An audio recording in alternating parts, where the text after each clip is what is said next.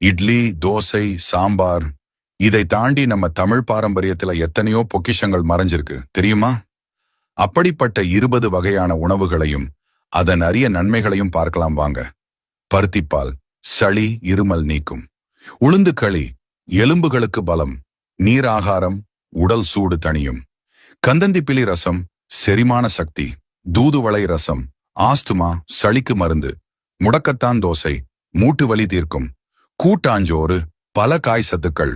அக்கார வடிசல் உடனடி ஆற்றல். கவன் அரிசி அல்வா உயர் ஆன்டி ஆக்சிடென்ட்.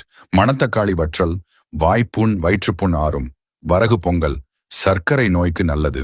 தினை பாயாசம் உயர் புரதச்சத்து. பனங்கிழங்கு புட்டு மலச்சிக்கல் நீக்கும். சுக்குமல்லி காஃபி தலைவலிக்கு நிவாரணம். இஞ்சி முரப்பா பசியை தூண்டும். ஆவாரம்பூ டீ சருமப் பொலிவு. திரட்டுப்பால் உடனடி புத்துணர்ச்சி.